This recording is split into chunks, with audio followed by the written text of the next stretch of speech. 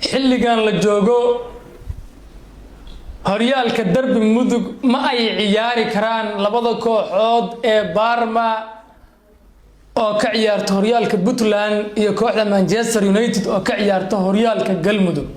sababtoo ah labada kooxood ciyaartoy badan ayaa xilligan roosayaal uga maqan kuwa kalena waxa ay markaasi ku maqan yihiin jaalayaal iyo ganaaxyo markaasi aan la khafiifin karin xilligan ciyaartoyda qaybkood seedaha iyo murqaha ayay ka dhaawacmeen kuwa kalena waxa soo gaartay jug lowga ah waana idin cadeynaya sababta xilligan aysan muhiim u ahayn in kulamadii darbi mudug la baaso aan ku hormaro dhanka ciyaartoyda Parma wali waxa ay ka soo kaban la'ayeen dagaaladii horyaalada caalamiga ah ee 2023 iyo 2025 ciyaartoyda kooxda Parma waxa raadad adag ku reebay dhaawacyo culusna ay ka soo gaareen horyaalkii ugu cuslaa ee 2023 kuwaas oo lagu qabtay gigida caalamiga ah ee laascaanood gaar ahaan garoomada boorka iyo dhagaxa badan ee gooja cadde iyo garoomada adag ee maraaga iyo jabka qoriga intuu tartanku socday kooxda Parma waxa ay wajaheen kooxo ka tirsan horyaalka Hargeysa oo caan ku ah xirfadda xawaaraha iyo sidoo kale orodka waxaana halkaas laga diiwaan galiyay kulamo xamaasad lahaa ciyaaro aan la isku nasan oo nasasho lahayn iyo tartan heer sare ah oo socday ilaa 25 Agoosto 2023 ugu dambeyn kooxda Parma oo bedel ku gashay garoonka daqiiqadii 28aad waxa ay ku guuleysteen koobkii dahabiga ahaa iyo biladii qaaliga ahaa iyagoo noqday kooxdii ugu awoodda badnayd ee Puntland ka tagta ee safata tartankaas xilli ciyaareedkaasi 2023 sanadkan 2025 bilowgiisii tartamo caalami ah ayay kooxdu safartay oo dhaawacyo cusub ayaa soo gaaray sanadkii 2025 kooxda Parma wali kama aysan soo kaban gabi ahaanba dhaawacyadii adkaa ee ka soo gaaray garoomada gooja cadde iyo maraaga iyagoo xaaladaas ku jira ayay galeen jadwal kale oo aad u cuslaa waxa markaasi kooxdu ay u safartay garoomada jooga sare ee ku yaala gobolka bari gaar ahaan garoomada Calmiskaad waxa ayna la tartameen ama ay ka hor yimaadeen kooxo khibrad leh oo ka soo ciyaaray horyaalada Iraq, Syria, Yemen iyo galbeedka Afrika tartankaasina wuxuu socday muddo 9 bilood ah waxaana lagu ciyaaray garoomada sare ee Calmiskaad kuwaas oo leh cimilada ugu adag buuro dhaadheer iyo markaasi orod iyo socod badan loo baahan yahay iyadoo ciyaartoydu jirkoodu xilligan daalan yahay oo markaasi aysan wali nasan dhaawacyadaasi isku dhafan waxa ay keeneen in ciyaartoyda Parma ay qaataan roosayaal iyo dhaawacyo culus oo ka soo gaaray seedaha iyo murqaha qaar badanna wali ma aysan buuxin tababarkii ka soo kabsashada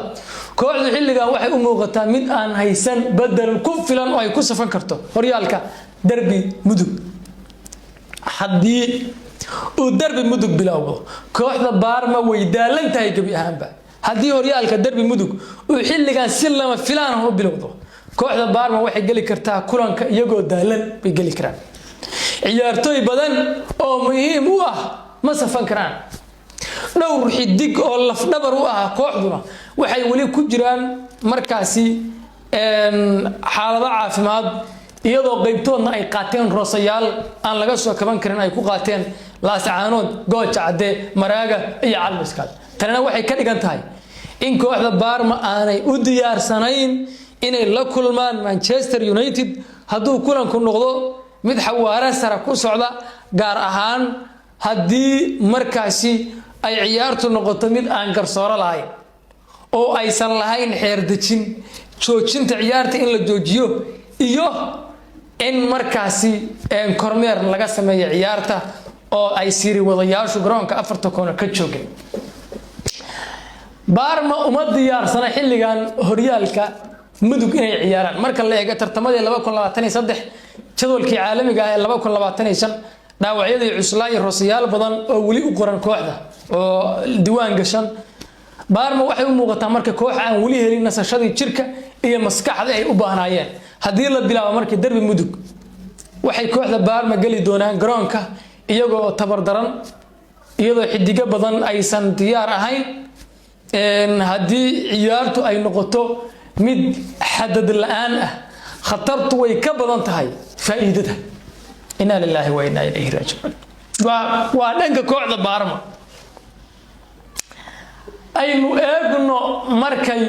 dhanka Manchester United oo horyaalka galmudug ciyaarta xilligan u diyaarsan yihiin in ay saftaan kulamada derbi mudug laftirkooda bal dhankooda aynu eegaynaa kooxda Parma waynu eegnay kooxda Manchester United ee horyaalka galmudug ka ciyaarta iyaguna ma u diyaarsan inay xilligan ciyaaraan horyaalka derbi mudug dhanka kooxda Manchester United oo ka tirsan horyaalka galmudug xaaladoodu iyaguna ma wanaagsana waxa ay soo mareen jadwal ciyaareed oo nafta ka qaaday intii u dhaxaysay 2023 ilaa bilowgii 2025 iyo bartamihiisiba xil ciyaareedkii 2023-2024 kooxdu kulamadii ugu adkaa ayay u safreen koonfurta gobolka mudug kooxdu waxa ay safar dheer ku galeen garoomada ugu adag ee markaasi ku yaala koonfurta mudug gaar ahaan garoomada Shabeelow Qaycad Bacadweyne Wisil Caad iyo Camaara garoomadan oo caanka ku ah boorka kulaylka iyo orodka badan ayaa sababay in dhowr kamid ah ciyaartoydii laf dhabarta u ahay kooxda Manchester United ay qaataan xilligan roosayaal badan shaalayaal jilbaha iyo seedaha iyo canqawyadu ay ka dhaawacmeen adkaatay mudadaas 2023-2024 waxay ahayd mid adag oo ciqaab maskaxeed iyo mid jireedba ay galeen kooxda Manchester United 2025 kooxda Manchester United waxay ciyaareen kulamo garsoor la'aan kuwaas oo ka dhacay galbeedka mudug bilowgii 2025 koor inta aanay si dhab ah u nasan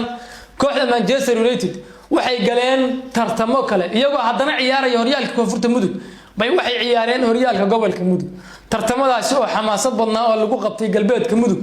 kulamadii u badnaa waxa la ciyaaray ciyaar uusan garsoorayaashu aysan joogin taasoo ciyaartaasi ay ahaayeen kuwa xeer la'aan aan la joojin karin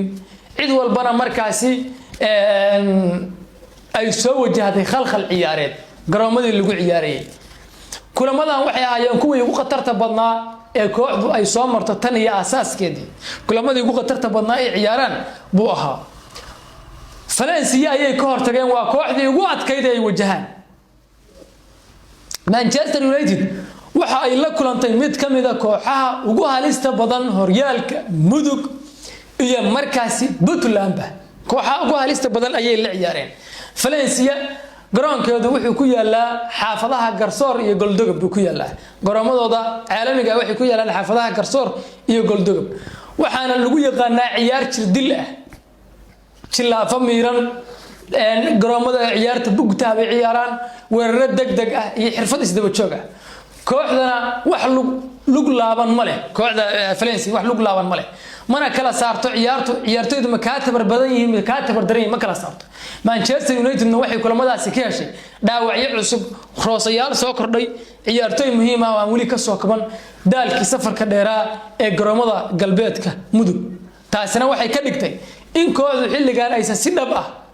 ama xilligan aysan awood u lahayn inay ciyaaraan wajiga hore ee derbi mudug ma ciyaari karaan wajiga hore ee derbi mudug xilligan laftirkooda xaaladoodu hadda Manchester United waa mid la mid ah tan Parma way daalan yihiin sida Parma oo kale waxayna wataan iyaguna markaasi roosayaal badan iyo dhaawacyo badan garoomadii boorka lahaa ee Shabeelow garoomadii ku yaalay Qaycad iyo Wisil iyo garoomadii adkaa ee galbeedka mudug tartamadii 2023 iyo kulamadii 2024 garsoor la'aanta ahaa iyo kuwii 2025 waxay ka dhigaysaa in xilligan hadii uu derbi mudug bilowdo ama si lama filaan ah u furmo in labada kooxoodba ay yihiin kuwa daalan oo tabar daran labaduba ay dhaawacyo culus markaasi ay soo gaareen labaduba aysan haysan ciyaartoy ku filan labaduba ay u baahan yihiin nasasho dheer labada kooxood u baahan yihiin haddaba waxaan tala ku soo jeedinayaa xilligan maadaama labada kooxood ay daalan yihiin garoomada sangaduudna ay yihiin kuwa u diyaarsan in la kubadda lagu ciyaaro labada kooxoodna aysan diyaarsanayn derbi mudug wuxuu noqon karaa ciyaar halis ku ah ciyaartoyda buu noqon karaa derbi mudug ma ahan ciyaar la isku tijaabiyo awood waa ciyaar haddii si khaldan loo bilaabo dhaawacyada culus ay dhaxal siin karaan labada dhinacba in garoonka caalamiga ah ee gaalkacyo uu banadnimo oo markaasi aan kulamo nabadeed lagu ciyaarin mar dambe sida oo kalena uu xirmo garoonka caalamiga ah ee gaalkacyo oo labada kooxoodba ay saameyn ku leeyihiin sidaas darteed waxa loo baahan yahay in tababarayaasha labada kooxood ay markaasi ku heshiyaan garoomada sangaduud sida oo kalena ciyaartoyda labada kooxood